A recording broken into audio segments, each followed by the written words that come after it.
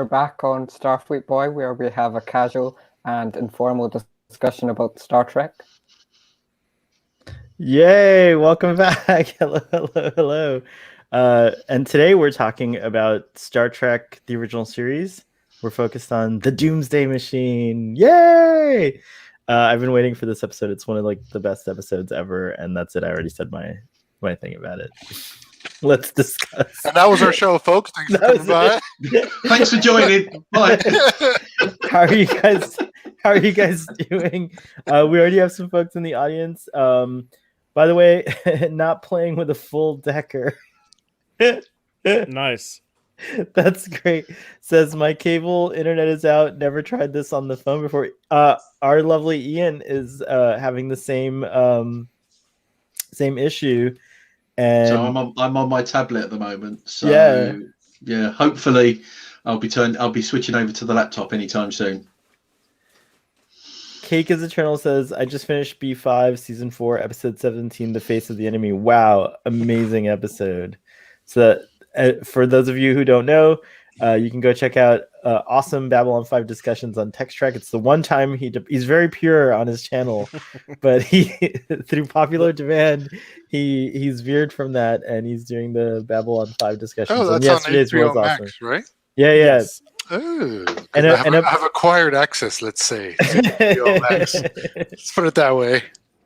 A point of contention is that it's been remastered before Deep Space Nine. Yeah, that's right. Yeah, but not the remastery was not handled great. It still looks good on HBO. I love that you call it the remastery. It's really actually the remasteration. I don't know what the appropriate term would be. I like that the remasteration sounds like something you really shouldn't go there. Yeah, we'll just call it the remastery. Twice a day and 3 times on Sunday. Oh my goodness. Looking good, Robbie. Robbie got some compliments. We have actually. Do you have a Vulcan name, Robbie? No, I didn't think. To Rob. There we go. To Rob. It's to Rob. To Rob. Oh, but don't Vulcan males tend to have S names, right? All right, Sir Rob. Sir Rob. No, that sounds like yeah. Sir, it sounds like Sir Rob, and since he's a Republican, that I can look up a name for you on a Vulcan name generator online. Oh, really? Yeah. Do that. I'm sure. Yeah. I'm 100% certain there's one. Hold on a second. That's amazing. I mean, there's one for elves, so there's got to be one for Vulcans. Vulcan name. I mean, they're kind of like logical space elves. Fancy name generators. There we go. There you go. Oh, we lost Ian for a second, but he'll be back. While Ruben looks that up, Father, would you do the honors of the summary today? No. Okay. Yeah, I will. Oh, you? Okay. I was turning off my green screen. Okay. I was like, excellent. Thank you. But so this episode begins with the Enterprise finding the debris of some destroyed planets, and they also find the badly damaged USS Constellation, and the only man on board is Commodore Decker, who explains that this machine, this killing machine, this massive planet-destroying machine, a Doomsday Machine, is running loose, and it is blowing up planets. It is blowing up ships. He left his crew behind on a planet, and it blew up the planet they were on.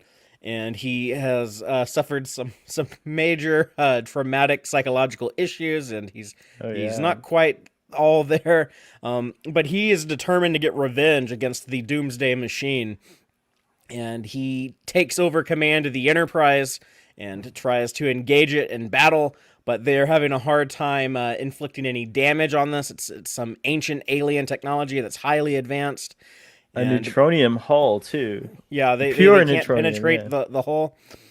And Kirk and Spock take back command of the Enterprise, and Decker goes renegade, hijacks a shuttlecraft, and tries to ram it down the throat of the Doomsday Machine. His shuttle is destroyed, though, but he does expose that as the weakness. So Kirk pilots the USS Constellation on a collision course into the heart of the Doomsday Machine, and is able to be beamed back to the Enterprise just in the nick of time. And the constellation blows up inside of the Doomsday Machine, and it is defeated. And Kirk is like, well, I hope we never have to deal with one of those again. What a pain in the ass. Until Star Trek the Motion Picture. Planet When we have another killers. Decker. When we have another Decker. Interesting. Yeah. Great summary. Thank you. Anyone want to give like their opening thoughts or just start the discussion going? By the way, hello to Jace and Captain Killy, who's in the audience. Thank you for joining us. And yes, Robbie does look different. I'm actually gonna highlight him again, just because I'm sorry, Robbie. I'm enjoying this a lot. You look so legit. Well, I got the fantasynamegenerators.com. Thank you, fantasynamegenerators.com. According to this website, Vulcan names are generally quite short. Names are 1 to 2 syllables long, and their names used to follow some form of naming convention in official canon. Whatever, let's not get into that. So the first list of names, there's a lot there. I don't want to get into that. Sen, Vuv, V-U-V, Vuv. Wait, you typed in Robbie and it came up with Sen? No. This is just you click either get male names or female names, and it just generates random names according to the conventions of that species. Are you feeling any of those Vuv or Sen? Got to kiss. To kiss. Yeah. T apostrophe KIS. That's a real Vulcan name? No, it can't be. Well, it's according to fantasynamegenerators.com. It's not canon, guys. It's not canon. All right. We'll let Robbie come up with his own name. Just some inspiration for him. You know? Those are some inspiring Vulcan names. How many starships do we see in the original series compared to TNG? I mean, the original series didn't last as long. Captain RGD, by the way, welcome. So I would say we probably see a lot more in TNG, but I think we see quite a few ships in the original series. This is the first. They're all virtually all Constellation class. Yeah. Yeah. You see the Botany Bay. Get to the ultimate computer, and you see like 4 of them, and they all blow up. And like, I think there might be 10. I think there's 10 other Federation ships in the original series, but I might have made that up. I don't know where I got that number from. I heard 12 somewhere. That I have a similar. We're talking just Federation ships. No, just the Constitution class. The Connie. Oh, right? how many? Well, they're all. We don't see other Starfleet ships, unless you count the Antares, the remastered version of Charlie X. But we don't see other Federation Starfleet ships in Star Trek until the animated series. That's true. That's true. Right. I mean, they couldn't really afford to make. This is so much fun. I actually love this name. I dubbed the Takul.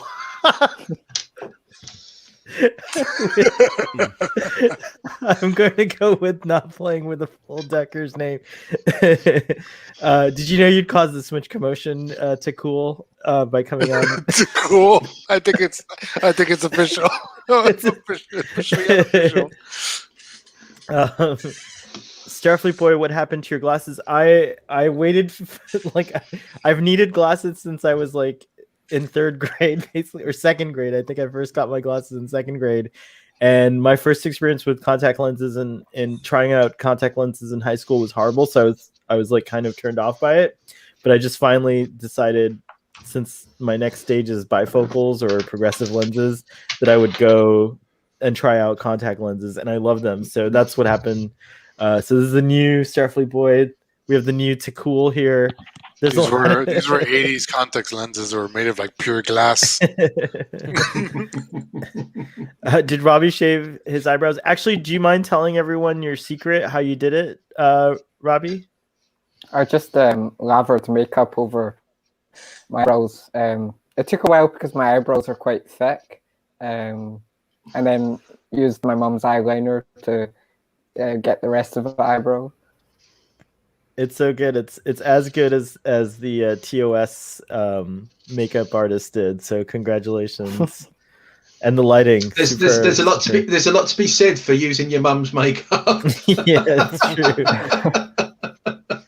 Robbie, you could do a tutorial. Makeup tutorials are huge on YouTube. You could do a Star Trek.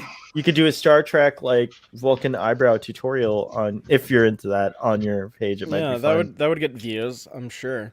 Not that Yeah. you're doing it for the views, but I'm just saying it would probably be very popular. I would definitely want to. Right, like I would how to want- look like ... You know, how to look like a Vulcan, how to look like a Romulan. Romulan. I guess the same thing.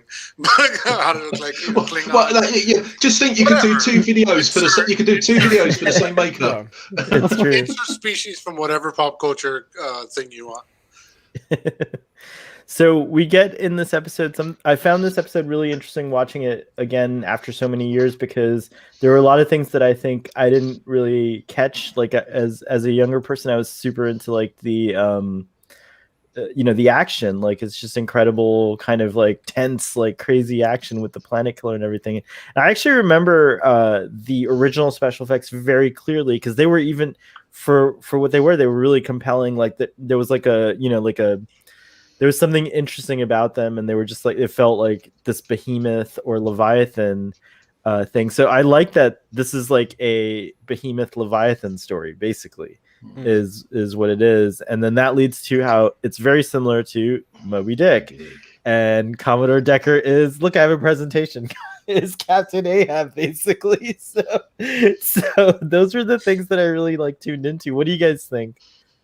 Yeah, it is. It's definitely the Moby Dick. I was, when you started going Behemoth, I thought Moby Dick, with him being Ahab, most definitely. It's actually it's as I said, it's one of those ones that is, because I grew up watching TOS. It's one of those ones that sticks out in my mind from my childhood. I'll always remember it as a child.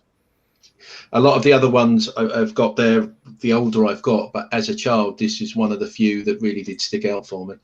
Well, it has the iconic, that Doomsday device, that just the way they designed it.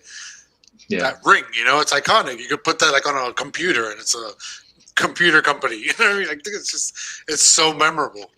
And I have to say that I know I've always been kind of on the fence about these updated versions with the fancy, beautiful effects or whatever. But I have to say that this episode absolutely sold me on these updated versions, because it looks insanely gorgeous. And the things they added to it with the ship movements and the Doomsday device and the way they made it look it looks even more massive than ever. And the details of everything, it's just great work all around. Yeah, I totally agree. Right on. What did you think, Robbie? I thought the pacing was good. Short and sweet. Here's the picture Ruben was talking about. That's all you have to say about it, Robbie? The pacing was good? Maybe the fumes of the makeup he used are kind of like...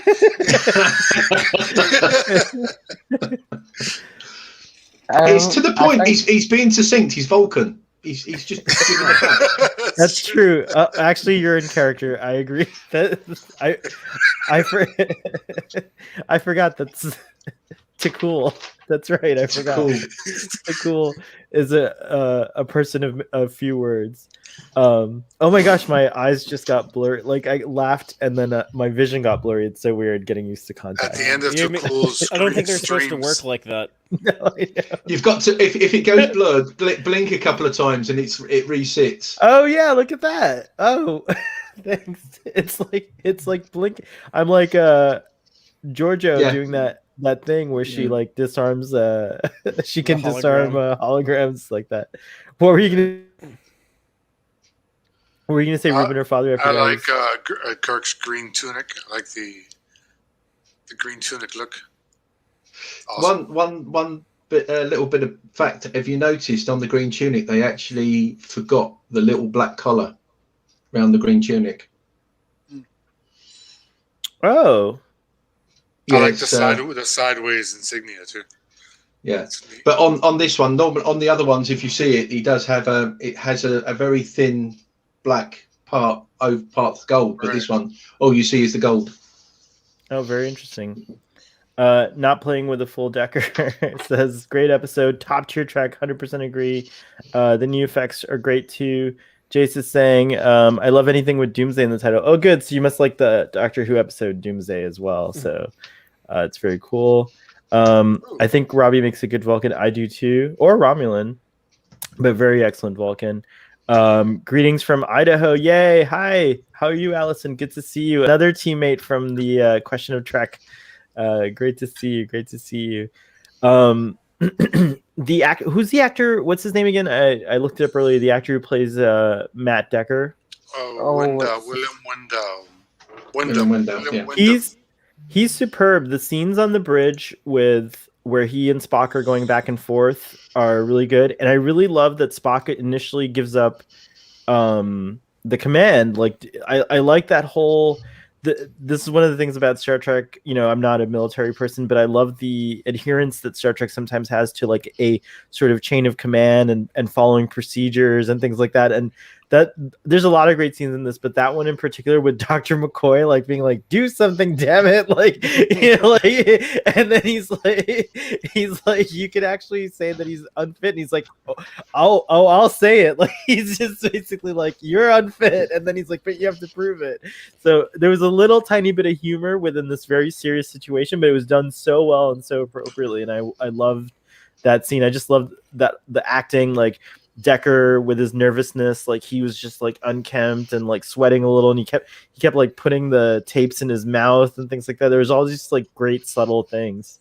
Well, I wish Bones would have shown him still pictures of him earlier on the ship when he was like, he's like, see that? You're unfit, buddy. You ain't taking command of nothing. Spock, go sit down. Yeah, I mean, he was completely catatonic when he's on. Right. That's my only. I otherwise think this is one of the most amazing episodes of Star Trek that ever existed. But that's my only. If I have to nitpick it, I'm like, they really shouldn't have let this guy sit in the freaking chair. Like, he's a little out of his mind right now.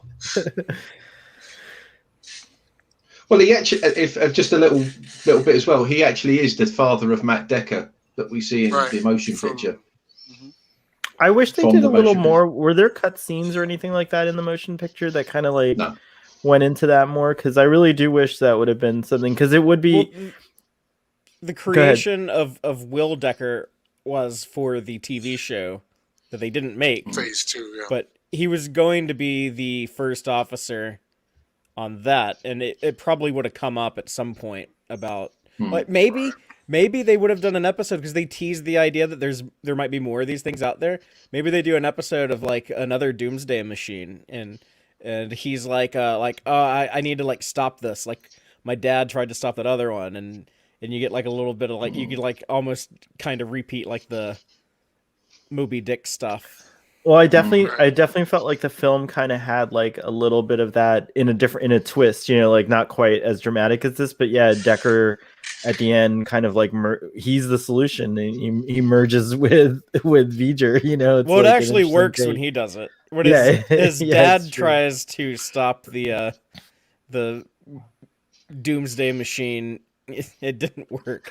It didn't work at all. All he does is he creates a slight blip in its power output, which gives Spock and Kirk essentially the idea that maybe a larger explosion would disable this. There's a novel called Vendetta that I've mentioned before. I don't know if any of you guys have read that novel. Heard of it. It actually, if I'm not mistaken, if I'm remembering correctly, connects. There's another planet killer that appears during the TNG era, and it connects that planet killer to V'ger and then to this planet killer. So there's a lot of like a lot of good stories. There's like two planet killers making out at the end, like making a baby. That's all they ever wanted. That's a vision I really didn't want to see in my mind. That's also very Everybody's like, oh. Ruben, we're not on the After Dark program, FYI. Sorry, that's but also, but also, that would be very TNG because you had the jellyfish doing the avatars. An encounter at Farpoint when there's the blue jellyfish and the pink jellyfish, and they're like holding tentacles at the end. They make it a little purple jellyfish. I wish I could dub the scene when Spock's trying to convince the Commodore to get out of the chair, you know, with Spock just going, "Commodore, I will fuck you up." those were the stairs. Those stairs were pretty intense. I mean, like, you're actually like nailing kind of like the way that he was staring at Deckard. It's Deckard, like meme worthy. It's very that face very you true. make when you know you're about to fuck someone up. But anyways, there you've exceeded your quota for expletives and colorful metaphors. We're PG-13 on Starfleet Boys, so you gotta tone it down a little bit. It's just one per show. Yeah, one per show. Yeah, we're allowed. Yeah, it's like he's taken over from me. He's taken over from me. No, I'm just as bad. I have a potty mouth too. Don't get me wrong. It's just I try to keep it. I try to keep different vibes going for the different shows. I wrote down here. Vulcans never bluff, which is why you should always play them in poker. High stakes poker. That was a bluff though. Like it was. Spock is like, I'm gonna bluff and tell him Vulcans never bluff. And then Decker bought it. He's like, oh, I don't suppose they do they? And the fight sequence between the red shirt and Decker. I love that with the Cobra stances. Yeah, it's true. The only thing I got out of that one is the red shirt gets sweaty very, very quickly. Right? Which you would. I feel like I don't. He You was think? nervous. Not after about Commodore. 10 seconds of fighting. Or he's suffering from hyperhidrosis. Yeah, I think so. He's still a really sweaty guy. I did like the handheld look of the fight, and it was like there was definitely like a more martial artsy kind of like that, like capoeira almost. Like I feel like that was like a little bit like capoeira, which is a beautiful form of martial arts, by the way. But yeah, I like that. I like that fight scene a lot. This episode has everything. Like it really, truly does have everything. Like there was something like. Well, to Robbie's point, the pacing is pretty relentless. Like it's just. And then every time the Doomsday device shows up, that Jaws, like, like it's straight, like, it's kind of like a proto Jaws. Yeah, now that you mention it, I can't help but think that, with the musical cue and everything, I wonder if there was a little inspiration going on. Could have been. Could have been. Oh, I wrote down, I don't know why. But I wrote down Decker has beautiful eyes. It's like this blue-green golds, right? Did you notice that? When I do the close-ups, I was just like, wow, his eyes are just so pretty. They were. I did actually notice his eyes as well. That's funny that you say that. He's completely mad, but he has lovely eyes. I love the appearance of Scotty's tunnel. That's always one of my favorites. Oh, Scotty's little, the Jeffries tube, Scotty's little repair tube. Yeah. That was really close, too. I was very tense throughout that whole scene. Is there any reason why the transporter malfunctioned right then, like right before they're about to beam the captain over? I had a reason, but they didn't write it in, and it was like the monster thing is full of anti-protons or whatever, right? They could have easily just said, the mass amount of anti-protons is messing with the. I don't know why the transporter has smoke and explodes and shit, but like. But they established that there's a subspace interference. Like they couldn't radio the Rigel system to tell them to evacuate. Right. So maybe like the subspace interference messed up the transporter somehow. Well, yeah, I mean they didn't have ship-to-ship communication for quite some time, did they? So that that was it. And I think if you remember rightly, I think when they're talking to Decker when he's on the Constitution, that he's their transporter. So because they're screaming at him to saying beam us up, but there's nothing that he could do. So it follows through that it happens on the Enterprise, but they don't have Scotty, and Scotty can save the day. And to cap it all, it's in the script, so it's got to be like that. Too cool. What were you gonna say? For a second, I thought Spock had sabotaged the transporter. Oh, why would you to become captain of the Enterprise? That's the mirror universe. It's got to be the mirror universe. You're dead. I'm captain. They flash back to a scene of Spock shaving off the beard.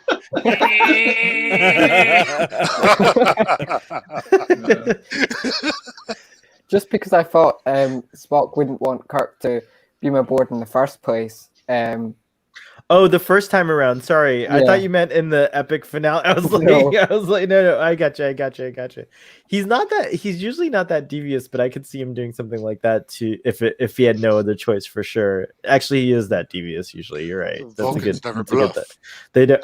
They don't. Mind you, did you see they actually used a line which Doctor Who took over because they had to invert the polarity? Yes, of the neutron flow. Yes. Well, it's funny because I thought Scotty, polarity inversion. Of Scotty and his Jeffries tube is kind of like a reverse sonic screwdriver. They need to fix something. It's like go to the Jeffries tube. That's where you fix it. It's a spark. He does. I like the scene on the constellation where Kirk says, "You focus on your miracle, and I'll focus on mine." That was kind of like the first time I'm hearing like the miracle worker thing that later, that we get later in Star Trek 3. We get one of the famous bones. I'm a doctor, not a. What did he say this time? Mechanic, I believe it was. He's always saying it. It's so true. That's so funny. I didn't realize how ubiquitous it was. Uhura absent from the bridge. We had another lieutenant whose name I didn't catch. And she had like a mid-Atlantic, like it's interesting, weird accent. I couldn't place where she was from. That was my one complaint here, is that it doesn't have Uhura in it. That's the one thing I wish was different. Or Chekhov. I think Chekhov was. Yeah, Chekhov was not in this one too. Yeah, but Sulu was back. Sulu was back. What were they? I know you guys told me like Sulu. George Takei was filming something, right? And so the Green Berets. The Green Berets. Okay. Yeah, the John Wayne film. Yeah. Do you think they just rotated actors because since it was like 20 some odd episodes and they filmed for like so long that they would just rotate actors because of like their schedule / maybe time off, or just maybe to save some money or something like that? I don't know. I don't see why not. Back then the contracts were different too. Like we're now, you sign for like specific number of episodes and stuff. Back then it could be you were working on almost like a episode to episode basis for some actors. You know what I mean? Or maybe check off just, look, I can be on the show, but from this date to this date, I'm doing this John Wayne movie. And then they just scheduled, okay, well, we won't need check off for this episode. So we'll shoot it then. Yeah, Lieutenant Palmer is the comms. Oh, Palmer, cool. Not playing with a full decker says, if you've ever been speechless with shock, you realize it wasn't overdone.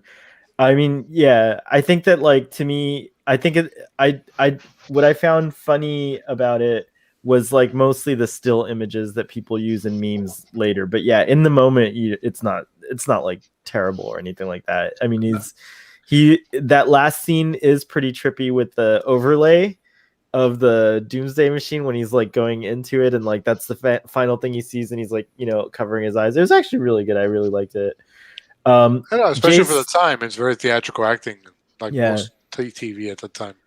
Jace suggests that next week is TCC's turn to dress up, so I'm sure he won't mind. I think we'll hopefully we get a debut of a certain uniform that I've seen in production on this show. Well, yeah, really it's cool. We're hoping that it's going to turn up soon. As I said, I had an update this week. I don't think that's going to happen, but okay, I will put one on. I will still be an admiral. Nice, I love it. I'll still be the Dadmiral. Yay! Nichols left town for the previous episode without permission. So the rumor is she was left out of this one as punishment. Ooh. Oh. Well, is it? I mean, is this round about the time she was considering leaving anyway, because she wanted to leave, didn't she? And it was she was persuaded to stay. So I completely forgot about that. And Dr. Martin Luther King. Martin Luther King persuaded her to stay. Her. Very cool. Yeah. Very cool. Let's see the constellation. I think this is supposed to be the constellation. Let me just see here. What's the number on it? It says Enterprise, but does the Enterprise get beat up like this in any episode? Not like no, that's weird. No, right? I think this is supposed to be the constellation, so it's all messed up. But it does say, yeah. See, it even has the little. Oh, what's the number on it? It's no, this says Enterprise and it says 1701, but I think it was meant whoever made it forgot to change it. I think it's 1071 or something. 10 Yeah, it's It And this always is something- bugs me that it Yeah. that it doesn't begin with 1-7 like all the other Constitution class ships. What are some other ones? There's the Constitution, of course. There's the Constellation. There's the Defiant, the Enterprise, and then The Yorktown. Yorktown. That's right. Yeah, I can't remember that. Might there's 12 of them, but I can't remember all the names. But yeah, but anytime they needed another Starfleet ship in the original series, they would just use the Constitution, and then you get to Next Generation, and they pretty much always just make it the an Excelsior class, and they reuse the footage of Encounter at Farpoint with the USS Hood. Where unless it needs to blow up, and then it can be a Oberth class.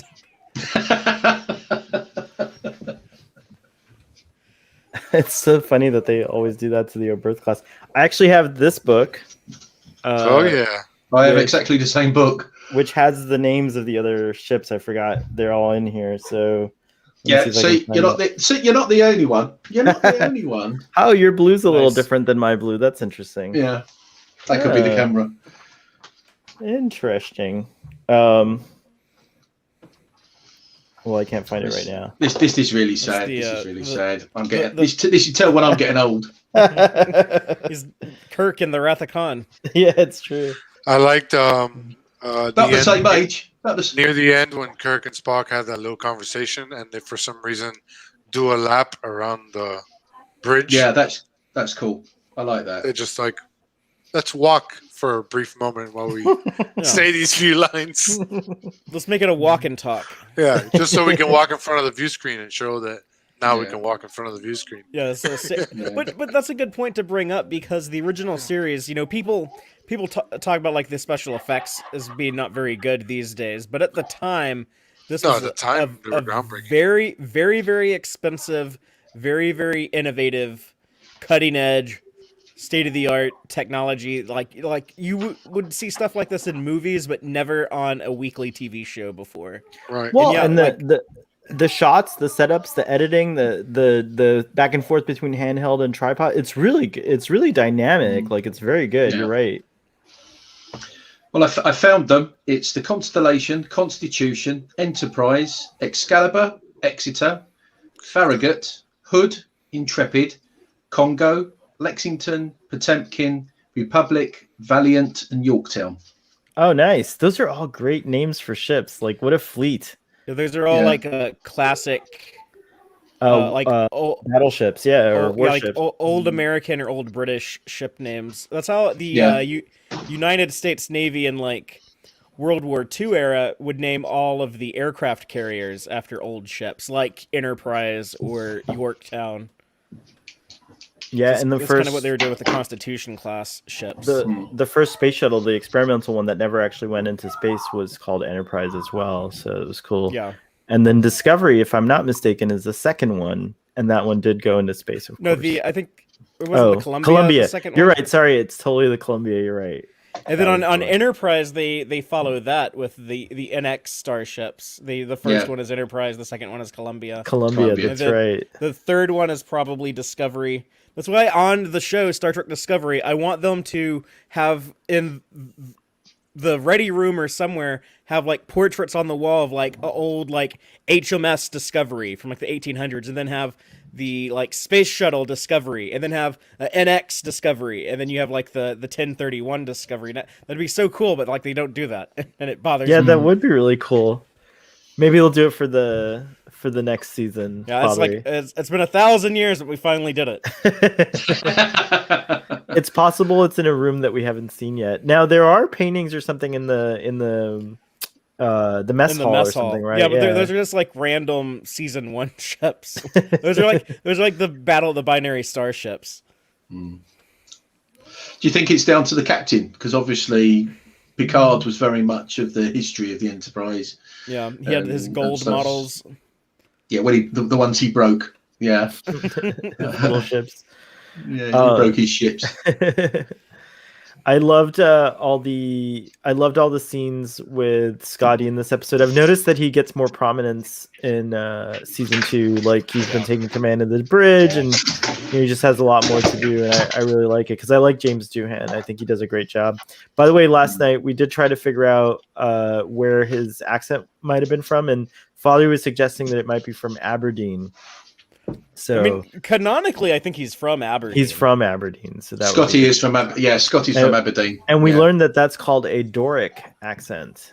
So that was cool. That we I learned think that. Scotty gave up his quarters and sleeps in the Jeffries tube. That's something Scotty might actually enjoy doing. He just drinks in there and tells the ship how much he loves her. Yeah. Well, let's like going back to the Wrath of Khan, isn't it? It's I had a wee bout, sir, but I got through it. He said, "What's that? Shore leave." Shore leave. They said they determined that the planet killer was from another galaxy, and I always like when they do that, like when they show that there could be intergalactic travel. And it's always these like amazing kind of these gigantic ships and stuff like that. And it got from a galaxy far, far away. Can we say the Star Killer, perhaps? Oh, very wow. Man, maybe this one shits out poops out PG-13 poops out Star Killers. Little Star Killer pellets. No, but that is neat. That is neat that it's like what was that, Robbie? Even bigger. Please can I be excused? The call requires the lavatory. Oh yes. Yes, very good. I love it. But that is cool that this thing is just going between galaxies, like just well, and then it also reminded me, oddly enough, of the Voyager episode with the missile. Oh yeah, Dreadnought, yes. Actually, I'm reading a book, and it reminds me. I'm reading Captain's Oath at the moment, and they have something that's quite similar, where it has like it's powered like with a black hole type thing, but it shoots straight. It's like cylindrical, and it shoots from the front. So it's something very similar that's happening in. Obviously from that episode as well. I found it interesting. I found it interesting that all the attacks had to happen from the front. Like, why couldn't you attack it from behind where it didn't have like the energy? Because it was made of neutronium and the phasers didn't impact. Oh, they were trying. But all they ever did was like fly really close to it and shoot the neutronium hull from the front. What I'm saying is they could have just, I don't know, maybe done that. Well, I wonder if the machine lets out matter from the back. Like, I'm not trying to make a poop joke, but like, even black holes eject matter. So this thing can't. I mean, maybe it doesn't use everything, and maybe that's why. Maybe it doesn't have an exhaust. It doesn't have an exhaust. Or it definitely doesn't. Yeah. It's very. I mean, what it does. I don't. Spock says what it does. Wow. Spock says what it does is. Spock says what it does is it takes the planets, it basically destroys them, and then it consumes the asteroids afterwards. So there's like a virtually endless supply, and it destroyed 2 systems, so it's very quick too. Kate Channel says the JJ Scotty definitely drinks and talks to the warp core. Yes, he does. so does Scotty, Prime Scotty, actually. I can't see anyone else's comments, so please display good ones. Aye, Captain. Will do. Welcome back to Cool. It's good to see you again. Have you analyzed this episode any further? Do you have anything else to say? Favorite moments?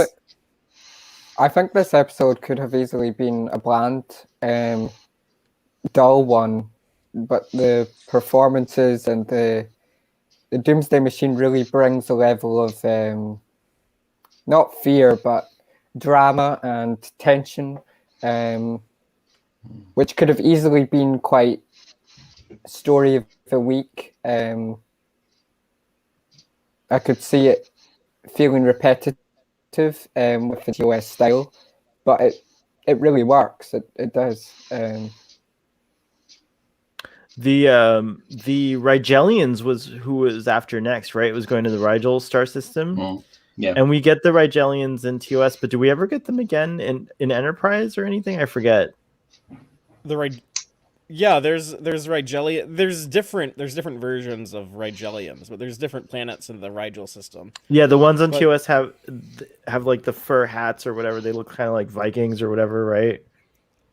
Well, yeah, that was in the cage. Where you have that was one of the Rigel planets, and then I think in the motion picture there's like these weird, like kind of they look kind of like turtle-like people. They're like walking around in the background. They're supposed to be from the Rigel system, and then in Enterprise, there are Rigelians that are like in that early interplanetary alliance that eventually becomes the Federation. There's some Rigelians there, and then like one of that type showed up in Lower Decks in the episode where like Mariner's friend. Oh, yeah, that's who I thought was like Jayla, but there. That's right. Yeah, that's right. that was a Rigelian. But yeah, no one really cares about them though. Like I don't know. I just gave way more information than anyone ever asked for about the inhabitants of the Rigel system. But no, the Rigel system, it's a bunch of different lists like Rigel 2, Rigel 4, Rigel 7, Rigel 10. There's like a shitload of planets there. So if you need a place in jeopardy, like the Doomsday Machine's gonna go like mess up like a system with a lot of people. Like you don't want it to be the Rigel system because let me tell you, a lot of people live there. Here's the character Father was talking about. Yeah, that's a Rigelian as they appeared in Enterprise. Very, very cool. I want to bring up that according to Wikipedia, the most trusted news source on the internet, that Doomsday Machine is one of the few Star Trek episodes in the second season for which original music was composed. Okay. In this case, a full score by Sol Kaplan. Oh yeah, very good. Thanks for Which mentioning was that. amazing. I love the music in this episode. Yeah, I think trumpets. it adds to the drama of the episode. Well, I think to Earl Grey's point there, to Cool's point, I forgot his name, to Cool's point, it takes the episode from just kind of monster of the week to something a whole new level on a whole different kind of scale, I also think William, whatever it was, who played Decker, I think he was sort of one of those actors as well. I think that everybody upped their game to sort of stay, that they wouldn't be overshadowed by him as well. I think they really did up their game. So I think all round, I think with the music, bringing the guest actor, that everybody really did up their game to be one of the better episodes. I love that a ton of stuff too. I love that you. What else of note that you can see on the list there? Oh, see, he's got Twilight Zone on here. He's cool. got the To Kill a Mockingbird from 1962. Oh, I've seen that version. That's why he looked familiar. Okay. Something called the Mephisto Waltz. I don't know what that is, but now I want to watch it because it just sounds interesting. Well, it's a musical piece too, if I'm not mistaken. I forget who the composer is, but yeah. Let's see. The last thing he was in was in 2005, and then on TV, like I said, Twilight Zone. What else? Mission Impossible, The Fugitive TV show. I feel like everyone who's in Star Trek shows up in the Twilight Zone and 100%. Mission Impossible. If he was on TJ Hooker, that would have been the pièce de résistance. And, Mission Impossible, Twilight Zone, and Star Trek are all streaming on Paramount Plus. His last appearance on TV was in Star Trek New Voyages. No way. As Commodore Decker. I don't even remember him showing up in that. The episode in Harm's Way. Oh, wow. Star Trek New Voyages, it's called? Yep. Yeah, that was the Phase 2 stuff that they shot in New York. New York, yeah. Oh, he was Knight Rider. I was impressed with Knight Rider, Murder, She Wrote, Highway to Heaven. Oh, like a Hardcastle and McCormick. Do you remember that shit? Oh Christ, Hardcastle and McCormick. Oh, blimey. I haven't thought of that show in ages. Newhart. No. Yeah, he was just in a million things. Go on, Robbie. You was going to say something. Yeah, you were going to say you were impressed by something. I was impressed with Kirk's bravery. Willing to sacrifice himself to save the Enterprise and save any ships that might have come in contact with the Doomsday Machine in future. Yeah, 100%. I mean, like, I like that Kirk was, also very. I like the other thing that made an impact on me was like when Decker is flying the shuttle into the Doomsday Machine. He's like trying to convince him, and what he says is he's like, "We're stronger with you than without you." Like, it's just like it was like really powerful, and again, just like beautifully written stuff in this episode. I agree. He was really brave in this episode. For me, one of the scenes that really gets me is the part at the start of the episode. Really, is he's saying, "Where's your crew?" And he said, "Oh, I transported them down to the third planet." He said, "There is no planet." I know that was. He said, "Don't you know? Don't you think I know that?" And that was so powerful. You could see the pain that he was going through. That he'd beamed all his crew there, and now they're all gone. Yeah, and that was really well. I don't know if they were thinking about this when they were writing the episode, but it really works out well that he is so sympathetic initially right off the bat, and it kind of, even if you don't like what he's doing later in the episode, at least like you've already connected with him on some level. You can empathize with what he's doing. He's not really like a villain. There's no real villain. I never saw him as a villain. I just saw him as like, I had sympathy for him more than anything else. This is man versus nature, basically. Or I guess the device was created by someone, right? Yeah, the Doomsday Machine. Yeah. Right. So man versus machine. They speculate that the planet killer, since it seemed to have no other purpose than to destroy planets and it was self-sustaining, they made that connection to how like it was probably created as a doomsday machine, just like we have nuclear weapons, and ironically how it was a nuclear detonation that disabled this thing. And he's like, Kirk is remarking about how it's in that scene you're talking about where they're walking around the bridge, he's remarking about how it's the first time that he can think of where a weapon of such of this kind was used in a constructive way. And I thought that was really interesting, and sadly that still holds true to get today. But if we ever see a gigantic maw heading towards the Earth, hopefully we have enough nuclear weapons to launch at it to disable it, because we definitely don't have a Constitution class starship to throw in there and detonate. So yeah, it would kind of be interesting if they tied in a doomsday device into Synthulu from the end of Picard. Thanks, Ruben. Thanks for that. No, and they're the ones who make them. They're the ones who make them. Season 2 of Picard. I don't think we'll ever see that. Machine. I think they totally dropped that plot, unfortunately. I don't think we'll ever. What? I like it, but yes, but I think from what I've gathered, they've completely. I don't think we'll see any reference to it. But I'll pass that along to Michael Chabon. Or actually, he's not the showrunner. Sorry, Terry Matalas. Terry Matalas. Right, yeah, thank you. Chabon is doing his own the show based on his book. Yes, Cavalier and Clay. That's right. By the way, everyone, if you'll go to our friend Trek on the Tubes channel, you can see a really cool review he did of the Star Trek Picard Blu-rays. So you can check that out. And there's he makes a good point. There's a really cool scene that they cut out, which I wish they had left in on Chateau Picard. So check out that video. That's something to I've not even looked at the Blu-rays. I've got the Blu-rays, but I haven't looked at them yet. Right here, and I've never watched it. I think I've got the cellophane wrapping on it. I think I still have. I unwrapped it. It got mixed into your blue screen or green screen. Yeah. I'm tethered to my computer, but back there is the Steelbook. I have the Steelbook edition, which I love. It's really cool. Yeah, mine are all downstairs, so I'm not going down there to get them. I like the Steelbook so much. I regret not getting them for Discovery because apparently they're limited, so they don't keep. That's why I don't buy them, because I'm scared like I won't be able to get them for everything. So instead of just having like some that have it and some that don't, I just don't mess with it at all. Yeah, it's true, but it is a cool thing. I'll definitely be getting this season. They do look good. Yeah, they do look good. All right, cool. Anything else about this episode before we give it ratings? Then, audience, let us know what you thought of it on a scale of 1 to whatever you want. We go to 10 here. I think I think you can safely put this in.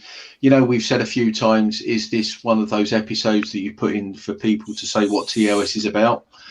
I think this is definitely one of those episodes that you put in there to say, like, the top 10 or 20 TOS ones. What do you watch? I think this is one of those episodes that you put to say this is quintessentially TOS. Yeah, and I think this is also, to go a little further, even if I may, I think this episode and others like it are what distinguish Star Trek as like great storytelling in general. Like I feel like it like solidifies its place as like a storytelling vehicle and an important one and things like that, because there's so much going on here, and it's definitely an what I would call an iconic episode of Star Trek. Like it's definitely I know that's thrown around a lot for TOS, but it's funny because we know that Star Trek kind of ultimately failed in the sense of it was canceled, right?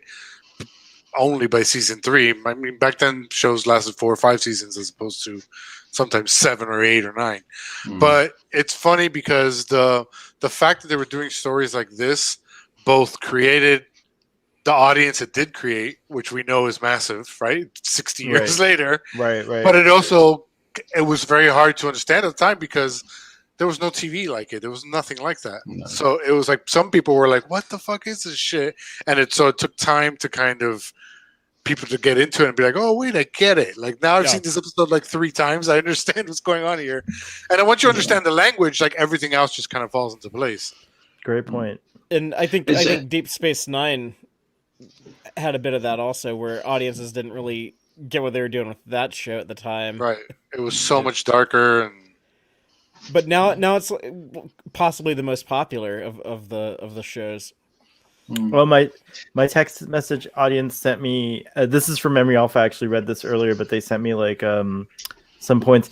This episode marks the debut of the redesigned engineering set. The dilithium crystal storage units now occupy the center of the floor. I didn't even realize that. Yeah, complete there's with little pods. The recycled Horta eggs. Yeah. A ladder and an upper level have. That's right. Scotty kept going up that. Yeah, that's right. Upper level have been added to what just high bank of lighted panels in the first season. The set also is entered through a short spur hallway now, rather than as a side door off the main corridor. The console across the forced perspective. The console across from the forced perspective end of the set has been replaced by a doorway and moved to the main wall to the left of the red grid. The huge structures among this is my contact lenses. Sorry guys. The huge structures among which Kirk, I know, Blink, Kirk's evil self and Benjamin Finney once hid are not seen in detail again. But if you blink one eye twice, you activate the zoom in feature. Wow, one day. One day, it's true. That's really great. The engine components appear and disappear as scenes dictated. They show up in the Day of the Dove. That's interesting. I didn't realize that. Oh. The Trident scanner that Scott pulls out of the new storage area near the doorway to engineering is the same prop Spock uses in Metamorphosis as he works on the shuttlecraft. And then the only other thing is the modified nuclear Chicago model 2586 radiation survey meter is again used by a member of the landing party. Oh, that's that thing, it's like a gun. Lots of little technical things here. That's cool. Thanks for sending that over. But you can see, sometimes I don't go over these because you can see them on Memory Alpha, and so it's pretty easy to look up. But there was this thing, and I think Father, you brought this up maybe. They used the AMT model for the for the constellation, so that was pretty cool. That it's. I think that's why the registry number is 1017. Right, because they just cut the decal. 1701. It was like y'all couldn't just like paint, y'all couldn't paint like 1719 or something, like anything like just to keep it in line with all the others. You hear that, y'all? Hopefully we get an answer. I feel like if Father had a time machine, he'd go back. Like, hold up, guys, hold up. Paint right here. Thank you so much. Yeah. the funny thing is since they were doing, I mean, I respect that they kept it the same, but since they were doing the remastering, that was an opportunity to change it there. Cause... No, I agree with Mike Okuda's philosophy on the TOS remastered episodes and how they maintained the story of what was in how it was, all those types yeah. of details and stuff. They don't like even in Where No Man Has Gone Before with the tombstone that says James. Right, R. they could have easily James fixed that, right? yeah. Yeah, they thought about it. And they were like, no, we're going to stay true to how it originally appeared. Oh, okay, I like that too. I guess that's good. It's still it is still in the book as 1017 as well. It stays in the book as 1017. Nice, nice. They should introduce the Franz Joseph Technical Manual. They should introduce Michael Okuda to George Lucas to help him remaster when he's doing remaster. Robbie's like, Star Wars has been remastered so many times. Like if George Lucas did the remaster of the Doomsday Machine, it would have like a big beak comes out the front of it.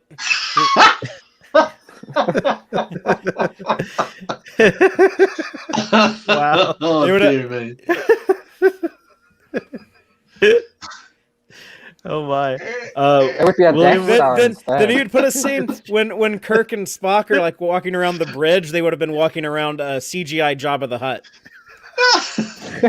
And they'd even step up over the tail as well. Yeah. Wow, this is descending quickly into a George Lucas critique. You could see him slowly. He was slowly creating Jar Jar Binks and that stuff. Where like they step on Jabba the Hutt's tail. Yeah, it's like, okay, I see where you were headed, and it ain't pretty either. Oh my god, how we've gone to that. William Wyndham was the lead in James Turber comedy TV show My World and Welcome to It. And Jill said, Not Playing with a Full Decker says that was his biggest show, I think. All right. So any other closing thoughts and then shall we give our ratings? I was just going to say, this is one of those few episodes where it appeals to every age group. You could drop a kid in front and you've got all the action and everything else, and as you get older, you start to see more of the nuances. I can attest to that for sure. Yeah. So yeah, as I said, I'm it's one of those ones that sticks out from my childhood, and I see more of the Moby Dick type thing now as I'm older to see that. So yeah, I wish he had said that. I wish he had said that thing that Picard says in First Contact as he was going into the Planet Killer about and a blast came from his heart, blah blah blah. That whole thing. It would have been really funny. Or fun, not funny. It's full of or the calm bit as hell's heart. I stab at the. When did this episode I air? spit my last breath of me. Oh, the air date? Here, I have it here. Let me see. It was because I wonder if Stanley Kubrick was like, "Oh, I like that front-facing shot as he's going into the thing." 20 October 1967. Yeah, so 2001 came out in 1968. Stanley Kubrick ripped off Star Trek. There you go. We're claiming it here. It's true. But yeah, you're right. Like that little montage with it might have. Yeah, I read a little bit of it. Yeah, a little reminder there. Yeah, visual artistic license. Well, I give this episode a 10. Of course, it's superb, and I agree with everything everyone said on here. And just again, watching it again, it was like not a moment of it. I agree with you, Robbie. Again, Takul, not a single moment of it felt like it dragged or didn't belong. It was 100. What's Father looking at? That's interesting. I'm looking out the window. It's there was actually like some thunder just now, and I was looking to see how hard it was raining. Oh, interesting. Okay. Well, anyways, 10 for me. What do you say, Ruben? He was getting bridge information from one of his officers. Yeah. That's what Father is. Well, I thought you were gonna do this thing because sometimes Father looks and then I have to look back, or it's like so. I thought he was getting TCC to look back at him, but it's the other way. There you go. It's like the Brady Bunch. Martian, what's your rating? And I give this one a full Darmok and Jalad with arms open. I love it. Yeah. 10. Yeah, and your human numbers, that means 10. Fathery. No, like this is truly like one of the most memorable episodes of not just the original series, but I think all of Star Trek. And it is a great example of what this show could do so well, and it's a great one to, if you're only gonna pick like 4 or 5 episodes to show to a new person who hasn't watched TOS before, this is one they should definitely try out. I'll give it a 3 out of 10. No, I'm just kidding. It's a 10. A 10 out of 10. That was great. I couldn't even say that with a straight face either. You held it for just a second. Yeah, 10 planets in the Rigel system in danger. Oh, there you go. There you Yeah, go. I would like sacrifice 10 planets to the Doomsday Machine for No, this. there actually are. There's 10 that we know Planets of. in There's 10 Rigel? planets in the Rigel system. Well done. No, I think well done. is there a Rigel 12? There might be more. I don't know. They found an extra planet later on. Ian already gave it a 10 and gave a statement. Robbie, would you like to take us out with your closing statement? And I mean, sorry, to cool. 12 planets. I looked it up. Oh, okay, 12 planets. Okay, I was right. There is a Rigel 12. Some might consider me a Romulan if I didn't give it a 10.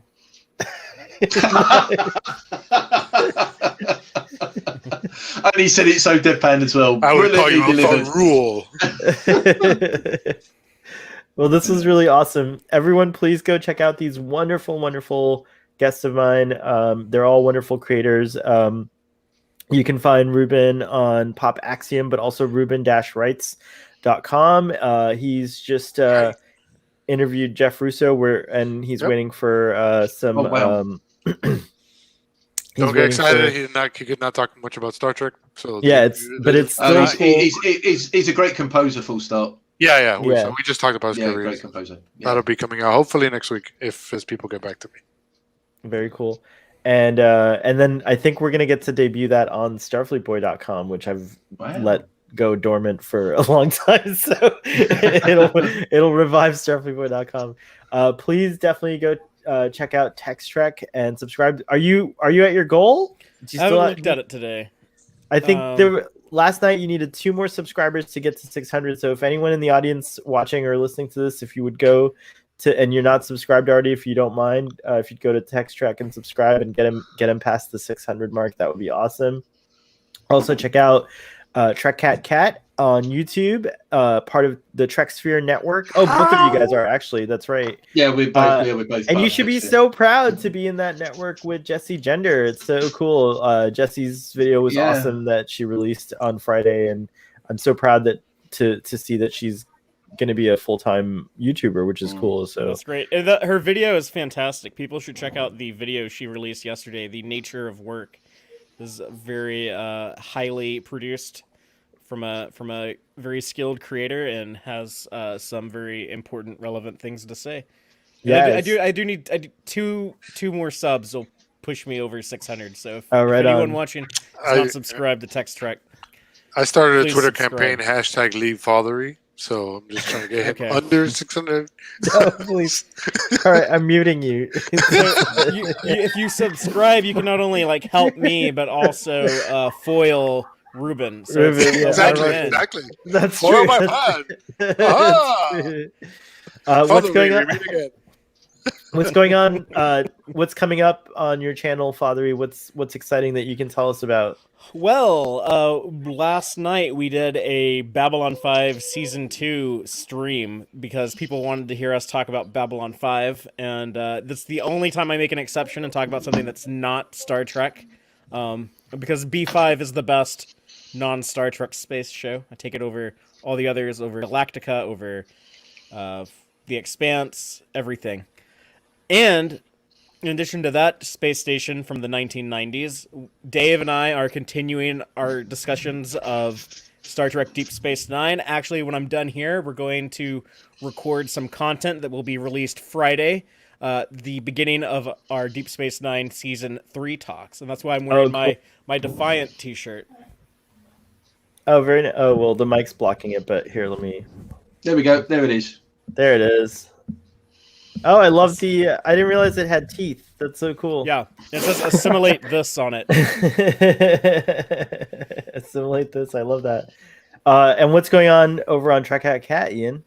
Yeah, well, I was going to do a video last week, but I had some missing pieces. These pieces have now arrived.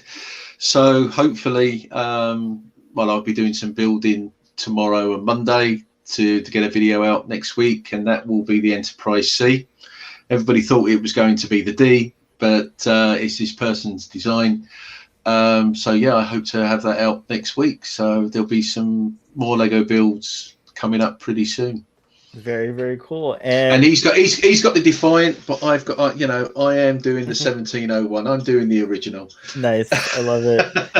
And then to Cool / Robbie / Earl Grey Trekkie, what's going on your channel? Tell us about it. We will be doing our final Superman watch along tomorrow.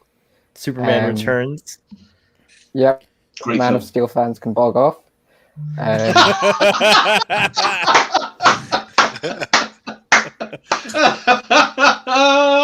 Now that sounded like a Romulan.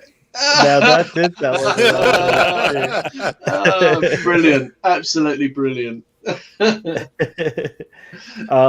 then we're continuing our Doctor Who discussions, which you release on Sundays as well. And then you're taking a hiatus from your Enterprise videos, but those will be back soon, right?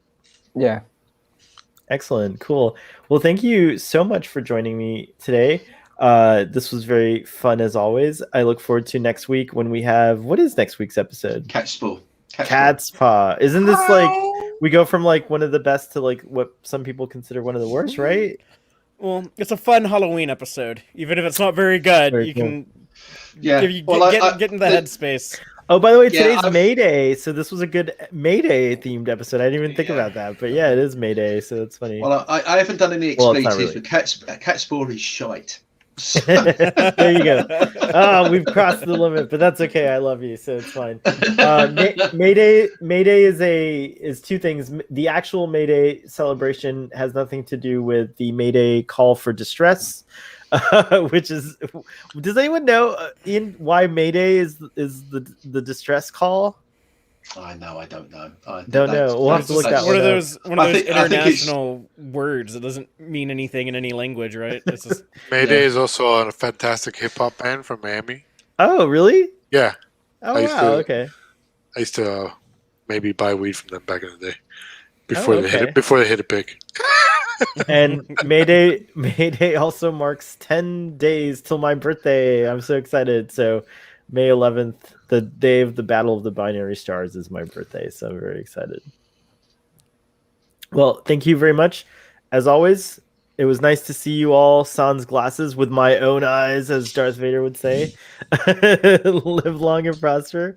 And we will see you next